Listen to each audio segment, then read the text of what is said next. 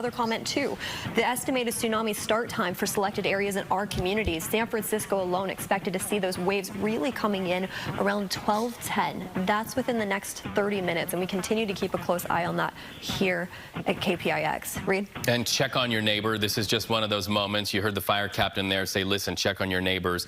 Get to that higher ground. Make sure that somebody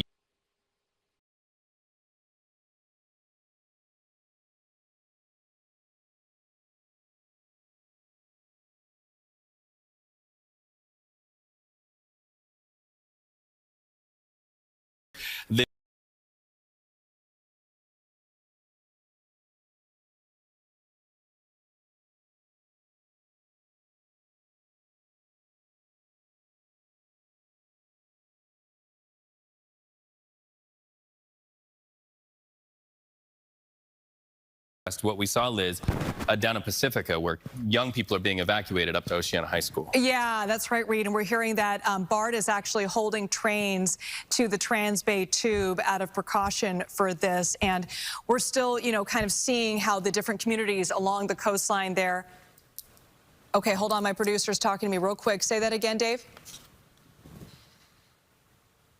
Okay, we're hearing they're also clearing trains out of underground stations as well. Now we're hearing several schools are evacuated. And earlier, about 10 minutes ago, we spoke with the captain with the San Francisco Fire Department, saying that if you live near the coast, I'm talking if you live in San Francisco, if you live in the outer Richmond, right, if you live over by Ocean Beach, you live near the Marina area, very densely populated areas. If you go to school in one of those areas, check on your kids. They're probably looking for ways to get to higher ground. Also along, if you can see a bridge or you can get to a bridge easily from where your home is in San Francisco, chances are you need to move to higher ground. The fire captain said right now there's not necessarily an evacuation point. They're working on that now. I'm anticipating some information coming on that. But when in doubt, move to higher ground. Luckily in San Francisco, it is a very hilly area. So when in doubt, go up the hill and go to those areas. 12:10, those waters are supposed to crest in San Francisco, and we start to see those first waves. But in the meantime, we're going to go to Ryan Yamamoto, who is watching the conversation happening on social media. Ryan, what are you seeing? Social media. This is happening up in the northern part of Ferndale. We're seeing that the Victoria Inn has sustained some damage there. That is the historic inn in Ferndale that is just south of Eureka. So we're seeing some damage up there. We're also seeing some damage at an Alamo pool that is shaking. But I want to give you some perspective on what is happening here, because we had talked about the magnitude 7.0 earthquake. Trying to give you an idea of how big of an earthquake this is. Loma Prieta in 1989, that was a 6.9 earthquake. Northridge in 1994, that was a 6.7. And probably the most recent that at least we remember here in Northern California, in Napa in 2014, that was a 6.0 earthquake. You also talked about, with Brian Hackney, talking about the extent of the potential tsunami that might be hitting the coast of California, and if indeed a tsunami is triggered. He was talking about the size of the earthquake related to the extent of the tsunami.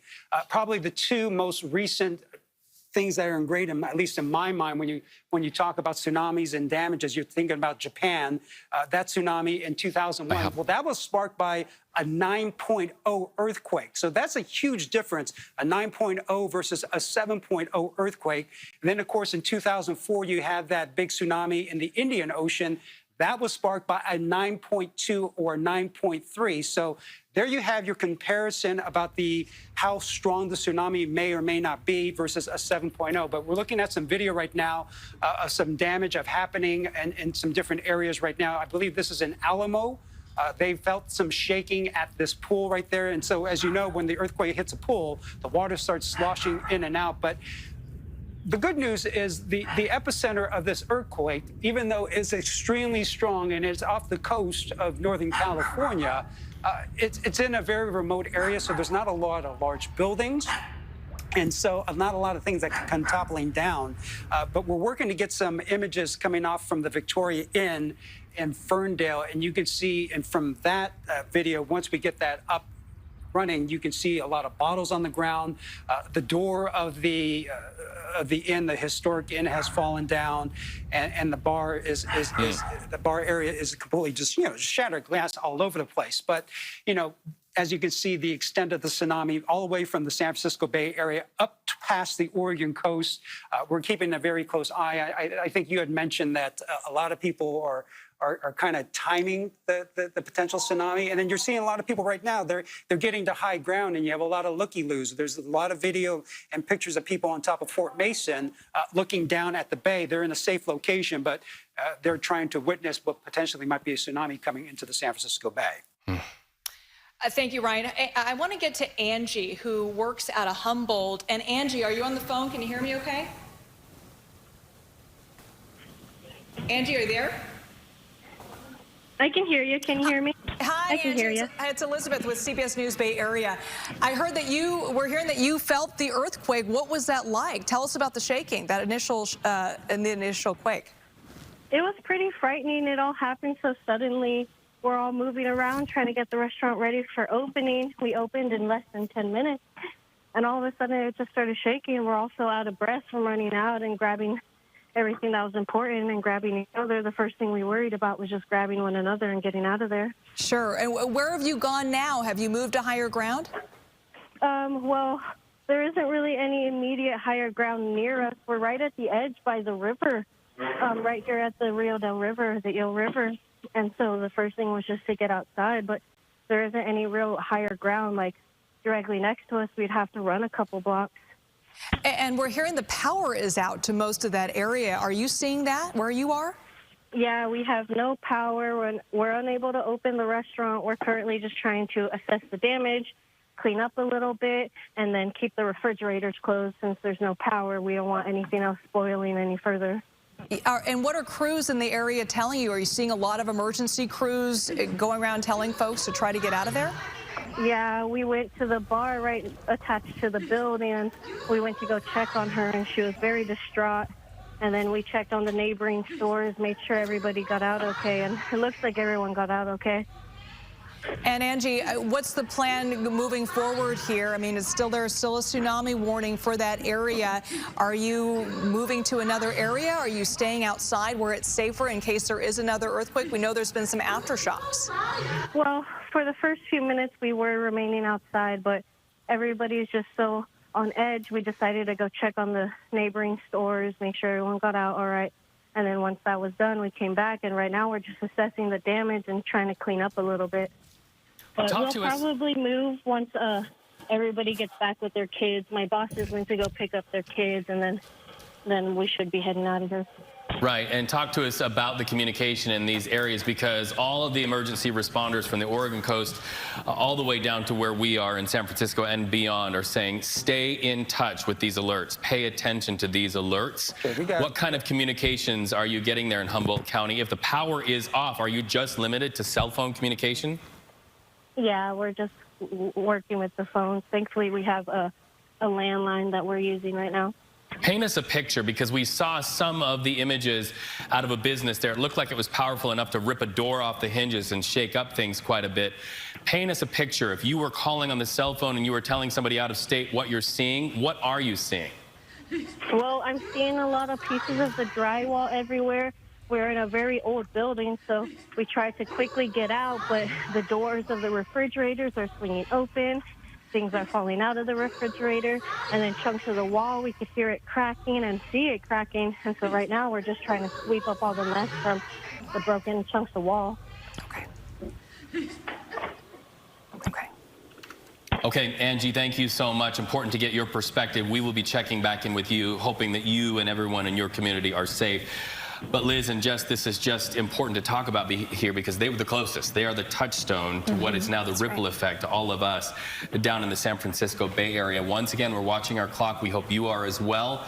It's 11:46 right now, Pacific time, 12:10, the first time that we will see those tsunami warnings deliver on the impacts. And speaking of the timeline of this, too, this earthquake happened just an hour ago at 10:44. The time now is 11:47, and as we are continuing to keep a close eye on that tsunami warning. We're watching the aftershocks. You can see it on your screen to the top left. There's been 10 aftershocks so far just offshore closer to Eureka all throughout Humboldt County. One of the strongest aftershocks reported so far has now been downgraded to 4.2, but this is continuing to last throughout these communities, and they're continuing to feel those impacts just after that initial shock of a 7.0 magnitude earthquake at 10:44 this morning just offshore of Humboldt County. And you see that map to the left of your screen, widespread throughout that coastline, anywhere from southern Oregon all the way down into the Bay shoreline near San Francisco, Bodega Bay, down closer to Santa Cruz too. We're now under a tsunami warning until further notice. And when the National Weather Service does issue a tsunami warning, the first thing you need to do, immediately take action. This is a dangerous situation.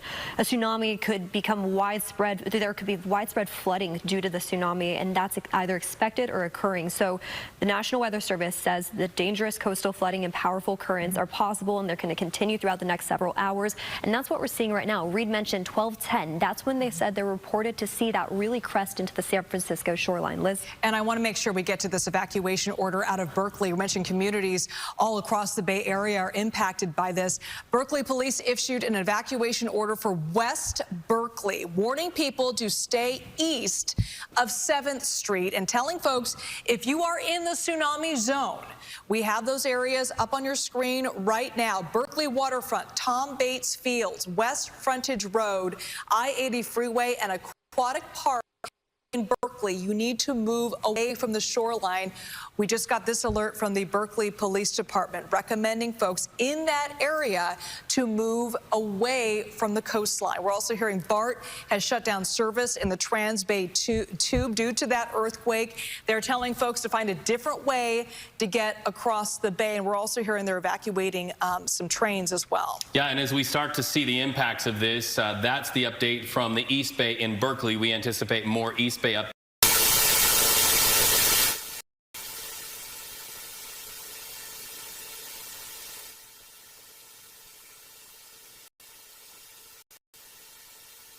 Few traffic collisions. We have a bridge that is being blocked. We're trying to get people over it. So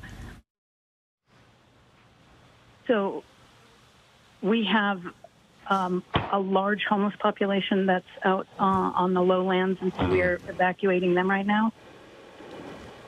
So, and we do know that many of our homeless community, unhoused community, do tend to congregate in those water areas. During flooding events, we have seen tragedy after tragedy here in the Bay Area just from rising waters from that. What's the effort then to get people out, those unhoused people in those waterway areas? Yeah, we've got officers helping move people, and it was a very rolling earthquake. I was standing on the street. It was very gentle but long, and right now we are, there's a few traffic collisions. We have a bridge that is being blocked. We're trying to get people over it. So far it doesn't look like there's too much building damage, but we are just trying to get people to higher ground. And Laura, you're with the Eureka. I'm sorry to interrupt you, Laura. If there is a tsunami. Yeah, and Laura, I just want to reiterate this. If there is a tsunami warning, what are you telling people in your community to do? What are the police urging folks to do right now? It's hard to hear you, but I'm saying just people need to get to higher ground, and we will let people know when the tsunami warning has been lifted. But it's probably going to be several hours, and we just ask people to be patient. And are there evacuation evacuation areas that the police department or the fire department has designated in the Eureka area for folks to go yet? I don't have those in front of me right now, but if our social media shows a map of the areas that are... I'm getting a report that they didn't lose. Okay. Well, thank you so much for that. And speaking to social media, I'm also monitoring the Neighborhood app, and you are encouraged to monitor any stream of information you can get to help your neighbor. This just came in from the city of San Rafael. So now we're going to jump up into the North Bay. They are advising all people in those coastal and bayfront areas of San Rafael to move to higher ground. Also, they say the tsunami is expected to hit up north at 12 p.m. according to the people with the city of San Rafael. The emergency management officials at Marin County have also issued an alert. They are saying Marin County's ocean and bay coastlines should expect 12 p.m. So listen, we've been telling you 12:10 p.m. for San Francisco Bay Area. Further north, up into Marin County, they are saying noon. So if you are listening to us in Marin County, especially out at Point Reyes, etc., up in the north, be aware that in 7 minutes you will start to see that water crest and go higher. They are saying if you are unable to go to higher ground in Marin County, stay away from harbors, stay away from coastal and low-lying areas until further notice. And Jess, we're understanding that there are 3 levels to these tsunami warnings: a water level, an advisory level, and a warning level. We are at level 3 in that warning. Which is the one where we need to take immediate action. Exactly. Now, the National Weather Service has issued this. It's dangerous along those coastal areas for coastal flooding and powerful currents that are definitely possible right now. Another thing to mention, too, though, is we take a look just at the earthquake aftershocks. We continue to monitor this closely, but by the numbers, what the USGS just reported is our aftershock forecast for this specific earthquake. As of now, so about a 5% chance that we'll see anything above a 6.0. As we take a look at the lower percentages, about a magnitude 4.0, where there's still about an 87% chance that we could see one throughout the next week after this. And I think that's important to note, too, because we're monitoring in live time. There's community members all throughout that coastline, closer to Eureka, Trinidad, Humboldt County, all along that coast, still feeling the aftershocks. But there's a 99% chance, issued by the USGS, that we will still continue to see more magnitude 3.0 earthquakes as an aftershock after we've seen the strong magnitude earthquake just off the San Andreas fault line impact those community members. And we've been seeing the community members up there send in video and live video of what it looks like right now. It was a rolling earthquake for many community members up there. We saw the aftershock still impacting them. And now the big concern has to do with this tsunami warning that's still in effect right now along our coastline, impacting all the Bay Area here in San Francisco, Oakland, along those bay shorelines, all the way from Bodega Bay down into Half Moon Bay, too. Yeah, it's important to note, Jess, on that map that you see there in that square on your screen, that includes the San Francisco Bay, which includes several communities. All right, let's start with San Francisco. We spoke to a San Francisco fire personnel, fire captain, who said if you live along those areas along the coastline, I'm talking about, you know, Ocean Beach, outer Richmond, down by the marina, over by Soma, if you can see a bridge from where you are, chances are you need to get to higher ground. Then you go across the bridge, you're talking about Sausalito, Tiburon, the people who live in the houseboats there, and then you go all the way to Berkeley. Folks in Berkeley are being told if you live along the waterfront to move to higher ground. I believe that was 7th Street. Folks are being told to go beyond 7th Street, move away from the water. When in doubt, move away from the water if you're along those coastal communities. We're also being told schools in Pacifica and the communities along there, along the coastline, are being evacuated. So bottom line is, if you live within a mile of the coastline from the beach, if you can walk to the beach, chances are it's time to move to higher ground. And we've seen on on the freeways, and folks, a lot of people are just trying to get away and get out of whatever area they're in. And you're seeing a boat out there on the water, and we are seeing all up and down the coastline boats being brought in. Of course, we know there are many boats for many reasons out on our waters here in the San Francisco Bay Area. They have all been told to get in and to just stay safe. Now, let's just really talk about some news you can use right here. This punctuates the importance of 2 words put together that we hear all the time here in the Bay Area, and that's go bags. Make sure that you grab your go bag. If you have 2 or 3 that keep you prepared for this, get it and get to higher ground. The most important thing that you can use right now is information. So that speaks to needing to have a battery in your bag that can keep your cell phone powered. We know that our friends up in Humboldt County, they are in the dark right now. Electricity is out. I hate to interrupt you, Reed, but hold on. My producer, Dave, just gave me this important note of information. Say that again, Dave. Okay, we just got word from the National Weather Service that the tsunami threat in the Bay Area is over. Now, we're working to confirm that, but according to my producer, the National Weather Service, Jess, you have some new information as well. I'll read it from the National Weather Service directly. The tsunami warning is canceled for the coastal areas of both California and Oregon. They're now stating that no tsunami danger is presently in this area, here in the Bay Area. So this will be the final warning from the U.S. National Tsunami Warning Center. That's the final message issued for all of our our region, all throughout the Bay, all throughout our coastline in California. We just got this update from the National Weather Service. The tsunami warning is canceled for the coastal areas of California and Oregon. Reed? So that's not to say, though, that this is not still an important story, because we have seen communities mobilize all up and down the coastline. We've been showing you images of people on the roads evacuating, bottlenecks of traffic. So regardless of whether that has expired or not, and we're so glad that it has, thank goodness for that, there are still the impacts of that. And that is going to speak to the fact that we still need to be good neighbors, we still need to pass along information, and we still need to be patient out there on the roads, because the roads are going to be jammed for quite some time. The impacts are real. Okay, I want to get to Ryan Yamamoto. He's in our newsroom. And Ryan, you've got some new information. Yeah, we've been scouring through social media, looking for different videos of the damage, especially up in Northern California. So we're getting our first look at some of the damage. We've been showing it to you earlier, but let me give you some context of what we're looking at. The first video, this is from the Victoria Inn in Ferndale. You can see that door has collapsed, the glass is shattered, all the bar items and the drinks and the liquor, that has all fallen down. This is in Ferndale. This was built in 1886. It's called the Victorian Inn. It's about 20 miles south of Eureka. We also have some more damage out of the Ferndale area.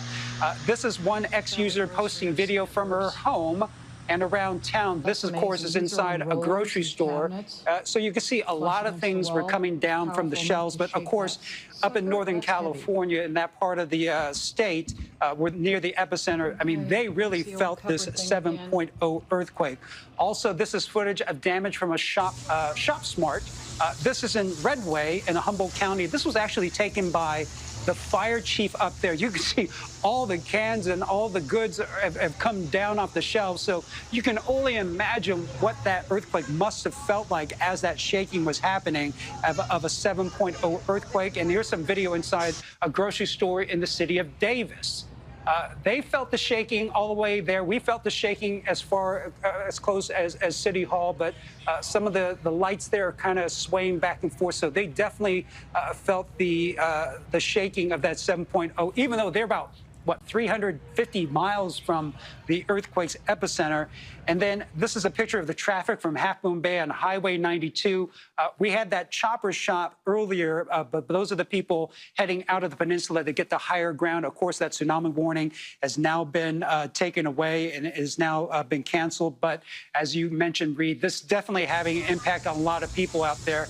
But some more damage of some of the different areas, the grocery stores and businesses up in Northern California that definitely felt the shaking because they were so close to that epicenter of a 7.0. We're working to get more video and more information coming out of Northern California, but we'll keep you updated. But as you can see, if you were up in Northern California, you definitely felt it, and you definitely experienced some damage from that earthquake.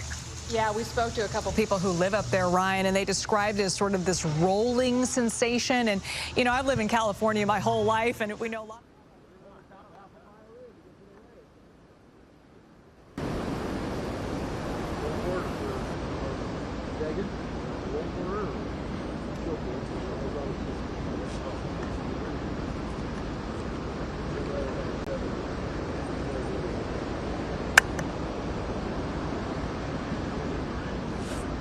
Kind of weird. I was out there. I came in like about an hour ago. Nobody said anything except for and I kept having one surfer out there.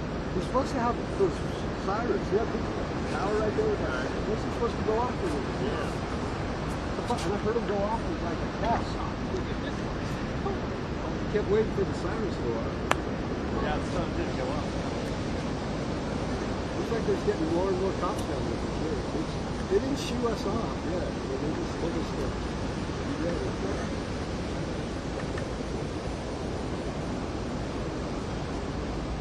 The lifeguards do that like they're going to do it again for it.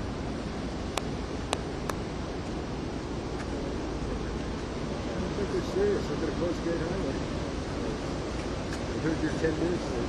Right there. Ryan, aside from the "Are you okays," there's also the looming question of what could come next.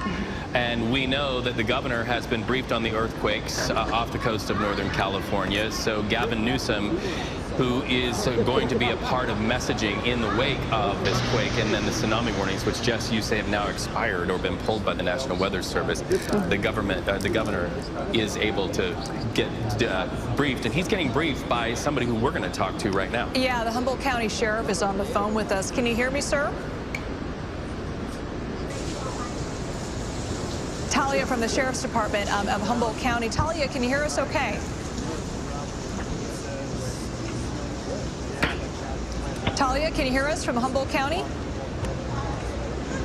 We're having a little bit of trouble communicating with her right now. We're told she's on the phone. It's just that connection is a little shaky. But there, you're looking on your screen, video from Humboldt in the grocery store there. You can just see the impact that community felt with all those cans on the floor right now. We're still waiting to hear if there were any injuries or major damage to the area. But we spoke to a couple folks, one that worked in a bar, a restaurant, where you can imagine there's lots of bottles around. We saw the refrigerator door break open there. They were kind of trying to figure out what's next. And coupled with all of that, sort of assessing what just happened, you had the tsunami warning for a couple hours, wondering, okay, now that happened, now I got to go to higher ground. So you're seeing kind of the chaos and confusion as to what's going to happen next. But sounds, fortunately, the tsunami warning once again by the National Weather Service has been lifted. Let's stick with that video and just show people, and we are now streaming all over the world on streaming. This is video from Tom Nolan, and this is what it's like here in California when you have an earthquake hit. You can see things start to sway, but watch the woman right there at the freezer. She sort of looks like, am I feeling this? And she's checking with other people. Yes, feeling that for sure. Well, and they're going to continue to feel more as we head into the afternoon hours today. I mean, so far there's now 11 aftershocks that have been reported, and based off what the USGS is saying, the aftershock forecast for this specific earthquake that happened just about an hour ago, we're now expected to see about an 80% chance, 87% chance of still about a magnitude 4.0 or weaker earthquake or the aftershock just offshore. And you'll see that map that we were showing a little bit earlier of all the aftershocks. It's slowly creeping its way closer to that coastline along Humboldt, and I think that's important to mention too. We're not done just yet. The main epicenter of this is just offshore. 7.0 was reported at 10:44 this morning, but we're still watching those aftershocks creep its way closer to the San Andreas Fault, which is important to note. It's still active along that coastline, and we'll continue to see that into the overnight hours tonight and potentially throughout this week. That speaks to my next question. You know, whether you live in the Bay Area, California or not, everybody in the world knows San Andreas Fault. What's a concern when you have a shaker and the shifting so close to San Andreas, Jess? Well, of course, the strength of it, right? This is just offshore of that fault line that runs along that coast in southern portions of Humboldt County, stretching down along that coastline near Bodega Bay, down into San Francisco. We're used to seeing earthquakes along this fault line, but one of this strength, of course, causes a lot of concerns, especially for these aftershocks that are going to linger, not only today, but the rest of this week, too. The aftershock forecast still shows a 99% chance issued by the USGS of at least a magnitude 3.0 earthquake to continue throughout this region, and we're watching that in live time right now. The the USGS, just within the past 2 minutes, has reported a 3.9 earthquake, a 5.0 earthquake, and that's just offshore where you see Rio Del right there on the map, Garberville. Those are the communities we continue to keep a close eye on right now. And one of those communities that really acted swiftly, especially when that tsunami warning happened, was in Pacifica, and our very own Gianna Franco is in that area right now. Gianna, do we have you on the phone? Yeah, hi. Hey. Hi. Oh, thank goodness the tsunami threat now passed after that earthquake. Folks are, in theory, being allowed back into their homes. What are you hearing? Yeah, you know, it's where we came, we first evacuated up to Roberts Road, and then we went further back in the valley to an area where it's near Cresty and Fassler. And I have like a really good view of Highway 1, and I can see part of the ocean. I'm watching flashing lights leaving Highway 1, so my guess is at some point they had sort of something set up to sort of let people know, to get out of the area or to be safe. But they clearly cleared that. And they did cancel school for the rest of the day, I think, just to play it safe. But most of the residents here, lived in the lower Lindemar area that came up to this area. I spoke to a guy named Ted who's been in Pacifica for 50 years. And, he and I both went to the 2011 tsunami warning that happened in this area that was triggered by the earthquake in Japan. So this one seemed a little bit more, a little scarier because, in the middle of the day, kids were at school. And, they evacuated the schools pretty quickly, at least the ones that were in the lower lying areas. But it sounds like things have settled. I'm seeing a lot of the cars leaving now from where we are. Right, and Gianna, I made this point earlier, the tsunami warning may have been lifted. So now the focus is on aftershocks, and we're watching the people closer to where the epicenter of this was. But there's also a story that affects hundreds of thousands of people from the Oregon coastline all the way down into the California coast, and that is exactly what you have found yourself caught up in, and that's going to be traffic jams throughout the day, interruptions in transit service, the need to check on your neighbor. This will be a story that will have lasting impacts throughout the day, which probably speaks, Gianna, to why schools are just canceled where you are in Pacifica. Yeah, I mean, one of the reasons why we left the area we were at originally on Roberts Road is because it started to get so crowded with so many vehicles. People were making illegal U-turns, and I could just see the traffic backing up. And I just had that thought. I've got me, my kids, my mom, our animals with us. I did not want to be stuck in any sort of backup or issue, especially if there was a need to evacuate even further back. And I'm curious. Go ahead, Gianna. I'm sorry. No, you are seeing that. You are seeing that. My stepson is on that road right now, and he's texting me, telling me it's kind of a madhouse. Yeah, everybody's kind of relieved that the tsunami threat has passed, but now they're just trying to get back home. I'm curious, Gianna, I mean, you work in the news business, so you're very connected to what's going on at all times, but I'm thinking about the folks that aren't necessarily always connected to the news that's happening right now. They're not on their Twitter. They're not necessarily looking at their phones all the time. How was the community around you notified that it was time to get to higher ground and get out of that neighborhood? Were there calls? Were there specific warnings to your neighborhood? Well, for us personally, we got the alerts on our cell phones, and then when I walked outside with my family, I could chatting with neighbors. They also got alerts. My elderly neighbor next door, she does have a cell phone, but obviously I went and checked on her first to make sure she was being evacuated. I think for the most part, people got the cell phone alerts, and we got them pretty quickly. I did not hear the sirens. We have a warning every Wednesday that goes off to kind of test the sirens. I did not hear those go off today. Maybe I tuned them out because I was so busy getting my kids out the door, but that is something I think that typically happens when there is some sort of warning. Right. I did not hear that. My alert was via my cell phone. And we know we have a lot of people watching all over the world. We're streaming, and we just want to update people if you're just now logging on or tuning in. A 7.0 magnitude earthquake hit, and you can see right there where the epicenter was. It bounced back and forth, ladies, between 7.0 and 7.3. That quickly turned into what was blaring alarms on all of our phones here in San Francisco, down in the financial district, saying, tsunami alert, get to higher ground. And so that has been our life and the life of hundreds of thousands of people all up and down the Oregon and California coastline, grabbing our go bags and tuning in to information streams and making sure that we can do what these people are doing, which is get away at least 100 feet above water. So if you're just now tuning in, that's sort of the arc of this story. Jess was able to just tell us a moment ago that the tsunami alert has been lifted. Jess, any idea as to why that was lifted so quickly? It really made a lot of people get out on the roads and start to evacuate. I mean, yeah, it stretched all the way down into Santa Cruz. We were watching the traffic get crazy along those shorelines as people were preparing for the worst. And the National Weather Service did report that around 12:10, that's the time right now, 12:10, we were expected to see some of those strongest waves near San Francisco. But as this continues to develop, mind you, it was originally a 6.0 reported, then a 7.0, then a 7.3, then back down to a 7.0. This is changing, and first responders are continuing to keep a close eye on that. The USGS continuing to monitor and update. And the National Weather Service is trying their hardest to keep you updated as soon as possible. I also want to mention, too, I was planning on flying with the National Guard today. All those aircraft are now put on standby. I just got this from my commander. All those aircraft for the National Guard here in Northern California are on standby just in case they need to do any response today up in Humboldt County. So not only is it government officials, of course, we're also continuing to keep a close eye on military officials.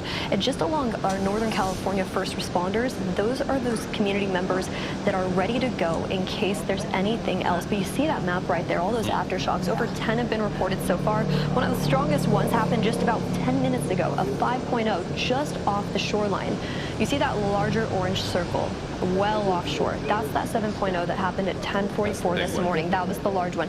Now those aftershocks are slowly starting to creep closer to the San Andreas fault line, which is highlighted in that light red color along the California coast. So there are a lot of developments happening right now. And Reed, to answer your question, the National Weather Service is updating us as soon as possible as to why that has been expired. But this is an update. The tsunami threat has now passed after that 7.0 earthquake. And we're expected to see more aftershocks in the coming hours here. They're going to get less and less, but now is the time when you really could expect to feel it. Exactly. In communities like you see right there on your screen, Rio Dell, Eureka, Trinidad, all throughout that region. And we could potentially even see some along our California coastline here in the Bay, too. That wouldn't be shocking, especially after such a strong magnitude earthquake like we saw just about an hour and a half ago. I'm really glad to hear that the tsunami warning was lifted, because we are now 2 minutes past when we were all told within the last hour when those waterways would be swollen. Now, we just got an update from State Senator Mike McGuire on X. Here's what he has to say. The state is sending immediate assistance to Humboldt and Del Norte communities to assist with emergency operations. He goes on to say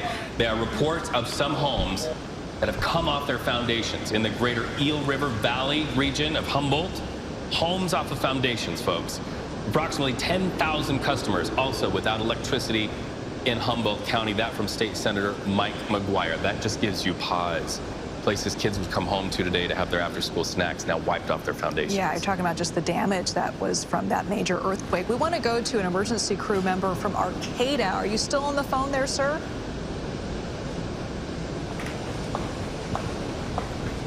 Chris Emmons, can you hear us? Chris Emmons from Arcata? So as you can imagine, in these situations, kind of hard to get communications in and out. We'll continue to work on that. Just want to keep on this graphic here, because Jess was talking about something that I think is interesting to look at and causes us all to sort of sit up and pay attention. You see that red dot on the far left out in the water? That is where the very large earthquake hit. Now you're starting to see the aftershocks start to move inland. Jess, you say that's closer to the San Andreas Fault. How do you read that? What you're seeing right now on your screen, that light red color along the California coast near Humboldt County, all along that shoreline that reaches closer to us, that's the San Andreas fault line. And you see right there, it kind of skirts a little bit to the left, just offshore of areas like Ferndale and all throughout that region, actually.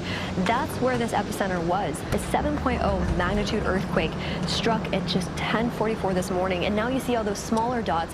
One of the strongest aftershocks just got downgraded. And this is in live time, now down to 3.9. We're continuing to keep a close eye on Ferndale, Petrolia, all throughout this region. These are smaller communities that are still feeling the aftershocks right now, and they will continue to feel those too as we head into the evening hours tonight. I really find it fascinating that right after these strong earthquakes happen, the first thing that the USGS reports is the aftershock forecast, and we're seeing that in live time right now, up to around 10 currently. We're still expected to see about a 99% chance of more magnitude 3.0 earthquakes to occur along that San Andreas coastline that you see just right there. Reed? And I want to toss it to Chris Emmons, who is with the Arcata Police Department. Mr. Emmons, can you hear us? I can hear you. It's actually with the Arcata Fire Protection District. Apologies, you're with the fire department. What can you tell us about what's happening in your community right now? What are you telling the folks who live there? So what we've experienced 7.0. Actually, I've heard reports that it was 7.3 at one point. And as far as our area served, we serve 64 square miles from Arcata, which is home of Cal Poly Humboldt, all the way up to it's an area just south of Trinidad on the coast. And what we experienced was the earthquake. It was strong rolling effects up in our area. Then immediately a tsunami warning came out, and I believe it just got lifted in our area. Yeah. And what are you telling folks now that it has been lifted? Are you saying, folks, it's okay to go back to your homes right now? If I heard you correct, is it safe to go back to their homes? At this point, yes, I would say so, because it's been canceled. Okay. And what about the damage in your area? Did you see some major structural damage in Arcata? So we're currently out doing damage assessment in our response area, and we haven't seen any major structural damage, but our resources are out there currently trying to find out if there is any. They're looking for infrastructure, building damage, anything there might be, but at this point we haven't found anything that's significant in our area. What I do understand, where the earthquake was centered offshore, which is the southern part of the county, and I have heard that there's some more significant damage down that way. Right, we're hearing some homes off of their foundations in Humboldt County. Tell us about this. You know, in these situations, the phrase that we are aware of in the media when we work closely with first responders really rises to where everybody hears it, and that is interagency cooperation and communication. What are you hearing by way of agencies that are near your agency, and what kind of assist can we look forward to for the areas that are more damaged, like where homes are off of their foundations? Sure. So we work closely with our agencies. Most of our agencies in this area are very rural, so we depend on each other quite a bit. Right. We've already contacted our neighboring agencies, and through our County Office of Emergency Services, advised them that we have mutual aid resources to assist them if needed. We've also coordinated with our direct neighboring agencies, and it sounds like they're doing okay at the time, but if they need resources, we will absolutely send our resources to them. Some of our inland agencies that are part of our county, we've already been contacted and advised that they're available to come to the coast and help if necessary. Fortunately, right now, at least in our area, we're doing pretty good. We don't have any major damage. Like I said, we're going to work our way out to the coastal areas now that the tsunami warning's been lifted, and we're just making ourselves available for the southern part of the county, which would be from, say, the Eagle River Valley, which is about the middle of the county south. So we're absolutely staffing up and available for them to assist as needed. And Chief Emmons, what advice do you have for folks returning to their homes? We've seen, in previous earthquakes before, you may not see the damage right away from your home, but it is there. What advice do you have for people who are returning to their homes that may have some damage but want to take things slowly in terms of water, in terms of power, in terms of gas? Any advice you have for people who live there? So if folks, when they return to their homes, I mean, obviously the immediate hazards are going to be gas leaks or down power lines, things like that. If they come across down power lines or gas leaks, we want to make sure they're shutting the gas off. If they smell it, shut it off. Okay. If it's down power lines, don't approach them. It's, call 911 so that we can go out and make a determination if it's an unsafe, if it's a hazard to anyone, or if it actually may be a cable line or a phone line.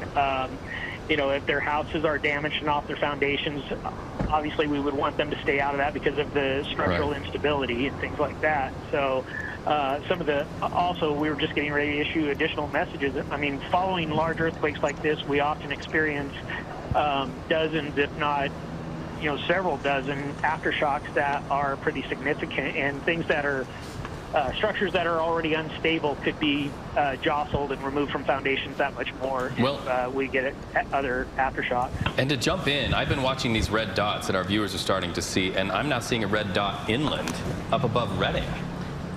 Aftershock.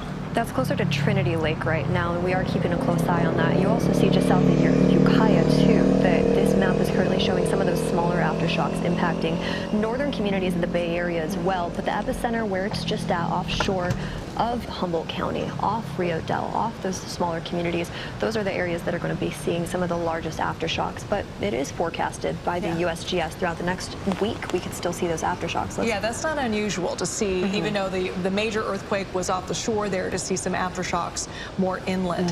I want to send it over to Ryan Yamamoto. Ryan, you've got to look at some of that, what it looked like when that first initial jolt happened, right? Yeah, you were talking about all the damage that's happening up in Northern California. We do have some video of what that actually looked like.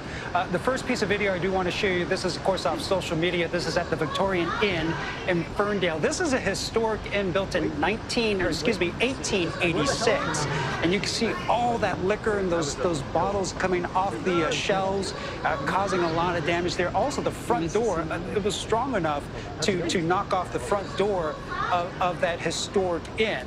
Here's some more damage from Ferndale also. This is one from our ex-users posted video from her home, also around town. This is the local grocery store. As you can imagine, that 7-point earthquake just really shaking people there. And I think one viewer that you spoke to described it as kind of a rolling feeling. So a lot of things shaking off the shelves. And Reed, you had talked about some of the damage we cannot see right now, but that's some of the foundations of the homes coming loose. This is also footage from another Shop Mart in Redway. This is also taken in Humboldt County from the fire chief up there. All the goods and the canned goods falling off the shelves. That's going to be a big cleanup there. And then this is kind of what we experienced. This is from Davis, the city of Davis, inside the grocery store. And you have that moment where you're just kind of standing around minding your own business, and all of a sudden you kind of just feel something, and you have to kind of check yourself. Did I actually feel an earthquake? Was that actually something happening? And usually the first thing I do is I always look up to see if things are swaying, and sure enough, you can see some of the lights are swaying right there. And then we had talked about all the evacuation orders happening all across up and down the coast, so that's causing a bit of a traffic jam. This is the picture from that traffic jam from Half Moon Bay along Highway 92. Heading out to the peninsula, that people were trying to get to higher ground. Well, I'm sure there's now people now trying to get their way back into town now that the earthquake tsunami warning has been lifted. But we're seeing damage all over the area. Like I said, not extensive damage because this happened in a remote area, but the damage is still real. Homes coming off foundations, store shelves collapsing, right. Liquor bottles falling down, and Reed, you were talking about all those little dots there. I mean, as those plates begin to settle after that 7.0 magnitude earthquake, I think we've counted 13, 14, maybe 15 aftershocks have happened. Right. That's a lot of shaking happening. So, and you know, as you kind of in that area, and you're like, after the initial earthquake, you're like, okay, the main one is done, and then you start feeling that aftershock, and that next aftershock, and you're like, okay, is this another one? And so you have to check yourself as you're up there. Are we going to be okay? You know, is my neighbor going to be okay? No question that those communities up there are going to be on edge because we're going to be seeing these aftershocks. And we've seen them, they're being strong. I mean, 5.0. Oh, yeah, aftershocks, those are frightening because you just don't know if is this another one or are we in for another ride? And you once again, when you feel that, you pause and you stop and you freeze and you have to look around like, am I feeling what I think I'm feeling? But as you can see right here, some people are now returning to the beach area. But it's a good thing, at least the tsunami warning has been lifted. Right. That is a breath of relief here in the San Francisco Bay Area. Ryan Yamamoto watching the conversation on social media. Let's go up to Humboldt Bay, where a fire department official, Talia Flores, is on the phone. Talia, we are seeing that post by a state senator about the damage to homes, some off of their foundations. What are you aware of where the damage is concerned where you are? Hi, so currently what we're experiencing is we are assessing damages at this point. We haven't had any confirmed properties off of their foundation just yet. Our crews are out and available looking for those kinds of things, but at this moment we have not fully assessed damages just yet. Nothing that we know of. What about down power lines, gas being shut off, any power outages that you know of? We did have initial power outages when the earthquake first occurred. It seems that most of the places that were experiencing those power outages and internet outages, those have come back on. We did have an initial evacuation of our waterfront area, which we call Old Town. And as of this time, most of the businesses in that area are still closed. Even though power has been restored and the tsunami warning has been lifted, those businesses do remain closed. Right, because we do expect more aftershocks yet to come. A couple of things that I want to ask you about. First of all, what should go in a go bag? Because we should all have them here where we live. And second of all, how important is it that all of us have that MyShake app? I had it. My phone just about jumped off the desk telling me to duck and cover down here in the San Francisco Bay Area. So talk to us about go bags and the importance of having that MyShake app. Absolutely. So go bags are very important, and it's important to tailor them to yourself and your family specifically. So if your family requires certain needs, potentially medication or something of that nature, those things need to be in go bags. You need to have enough food and water to get you through 3 days for every member of your family who's going to be evacuated with you. Go bags should also include necessities for your furry friends, your pets. Those are our family as well, and we need to be ready and take them with us. So they need to have their own go bag. So that needs to be things like their pet food, their medication if they need it. Other things that we should put into our go bags, there should always be a first aid kit, changes of clothes, socks, extra snacks, things to keep kids occupied. It could be things like a deck of cards. It could be something as simple as a little handheld game system. These are things that are not only comfort, but it's something that can take their mind off of the situation at hand. And then the advanced alert that comes on the MyShake app. Absolutely. So with us in this area, we have a Eureka Alert All app, which you can download. Those things are so important for any of us. So those things are very important, and it does give you that time to figure out what you need to do next. And Talia, people, for the folks that live in that area, you know, we mentioned we're still feeling those aftershocks. You mentioned some businesses are probably not going to reopen today just as a precaution, but I know a lot of folks might be anxious to get back to their homes. Are you recommending that people go back to their homes right now? Since the tsunami warning has been lifted, according to the National Weather Service, it is safe to return to those areas. If it is in the business best interest to remain closed, obviously we are recommending them do that. And same with homeowners. If they feel like they kind of want to wait out for next couple aftershocks, it is totally up to them. It is considered safe now because, of course, we're going to have aftershocks. But as far as tsunamis go, it is okay to return to those areas. And I asked another fire official about this. I'm going to ask you again. You know, folks are coming back to their homes. There might be some damage. Do you have some tips for homeowners when you're returning back to your home? You knew that you felt the shaking. Any tips to make sure that your home is safe to be in? Yeah, if anybody is concerned about it, the city or county, depending on where you live at, can come out and check your home for structural damage, which is very important because if you have structural damage that you are unaware of, that could lead to further issues with the weather that we experience and things like that. So it's important to get those things checked out. And the county and building departments are totally willing to come out and check those things out for you. All right, Talia Flores with the Humboldt Bay Fire Department. And I want to bring in Jess now to talk a little bit about these aftershocks that we've been seeing, these dots that are there on your screen. I don't know if we have that map to pull up, but after that initial jolt was felt, there's been several stronger aftershocks, not only by where the initial, there it is, not only by where the initial shaking happened, but also inland over there by Redding and over there even a little bit south of Ukiah. So this is still something we're looking at. Exactly. So let's talk about the timeline of this, and all three of us can pitch in on this because it was exactly at 10:44. I was with Reed. His phone immediately alerted him to take cover. Initially, we thought it was something closer to the Bay Area, right? And then once we started to discover, the first thing we did, look it up, where is it at? It's well offshore of Humboldt County. Well, now the big concern, of course, was the tsunami warning that came only within maybe 5 minutes after that.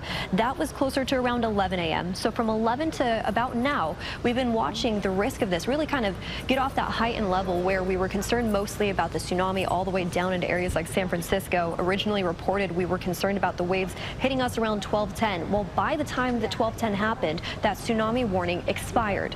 Now the big concern for community members up there, and this is typical of any strong earthquake that we see along the California coastline, has to do with the aftershocks. And you're seeing it on this map right now up near Trinity Lake, close to Redding, all the way down into the Bay Area, northern parts. We're seeing those lighter waves, those lighter shocks.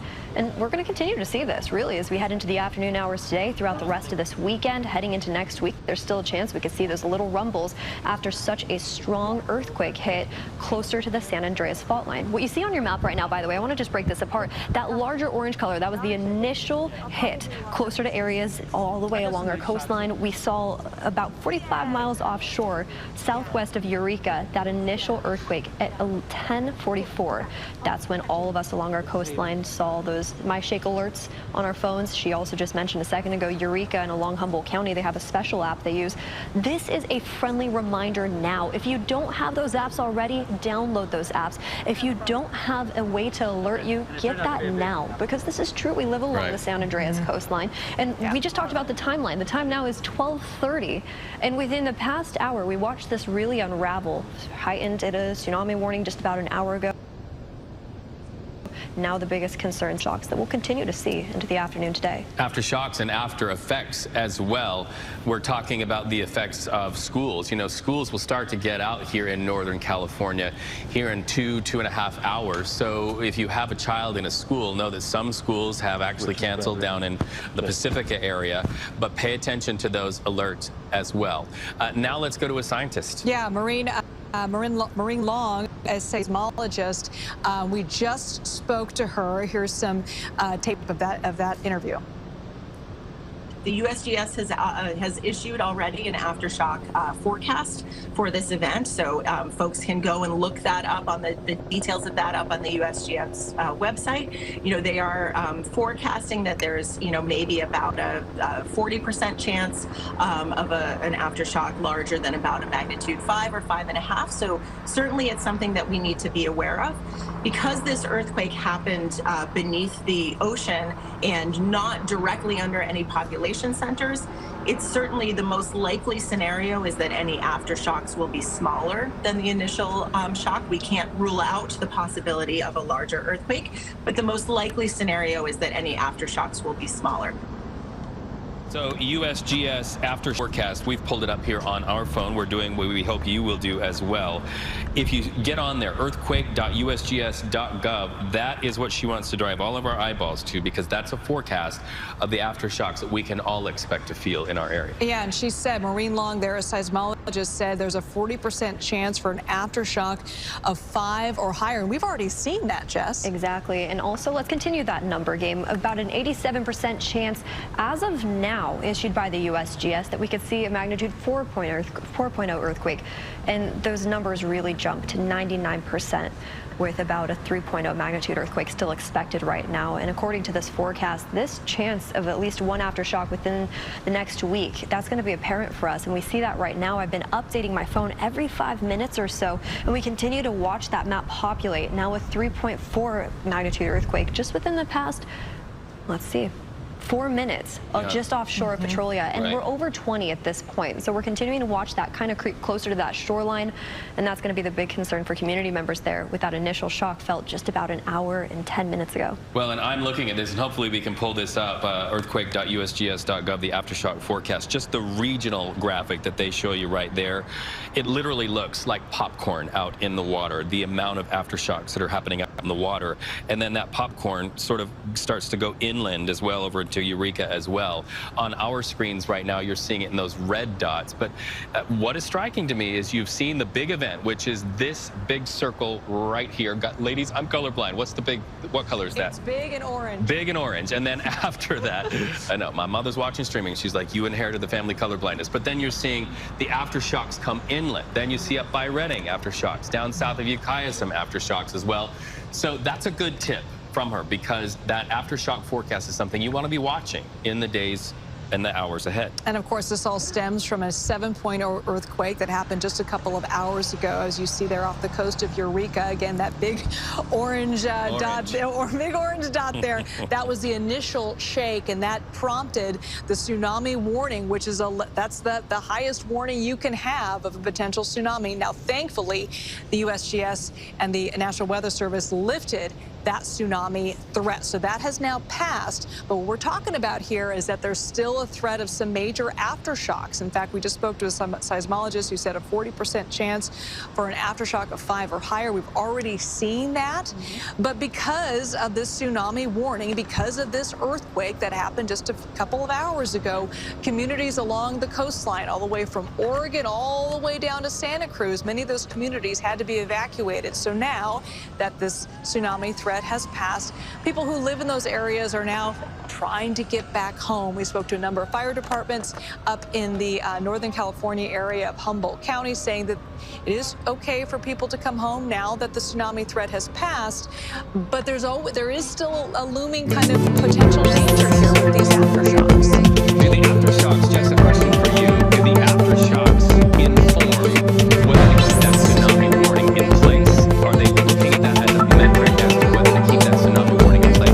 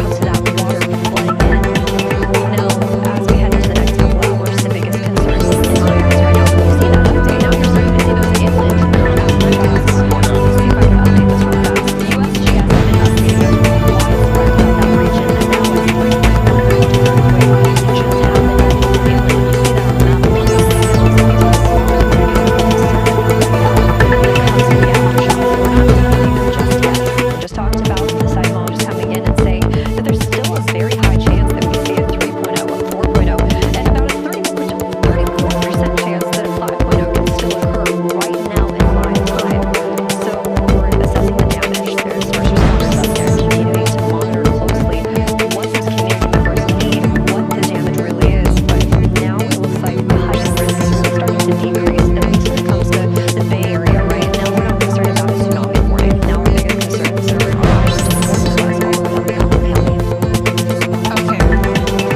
Okay, Michelle Bushner, who is a supervisor up in Humboldt County, Miss Bushnell, who's a Humboldt County supervisor there, she's on the phone. Michelle, can you hear us okay?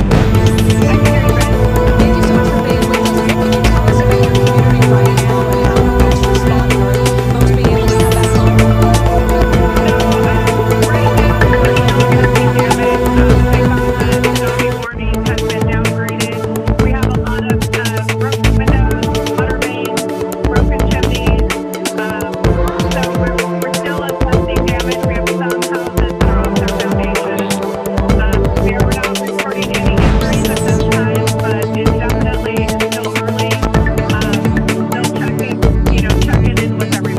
You would imagine that the public utilities companies are very much a part of the response. When I hear houses off the foundations, I think of severed gas lines. What's the risk, especially where gas lines are concerned, or maybe even down power lines, because we also understand thousands of people are without electricity where you are. But talk to me about the danger of blasts from gas lines that have been ruptured, especially when those homes are off their foundations.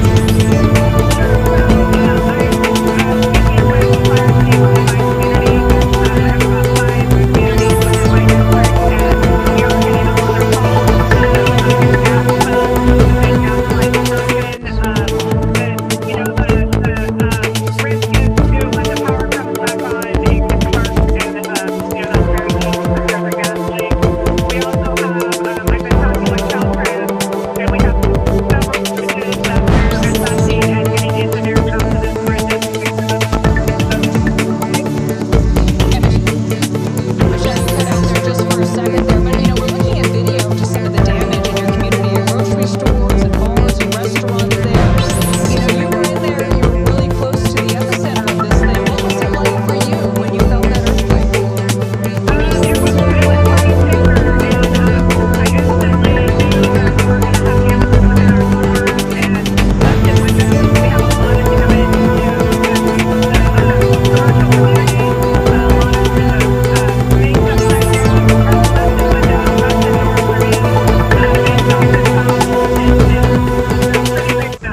In that environment, Michelle, of course, our thoughts are for people, not only things and buildings, but people. Talk to me what you're hearing as a county supervisor up there in Humboldt County regarding any potential injuries, any of the nearby medical facilities, any of the nearby nursing homes that might be up there. What are you hearing about the impact to people? Any injuries? No injuries are reported. I have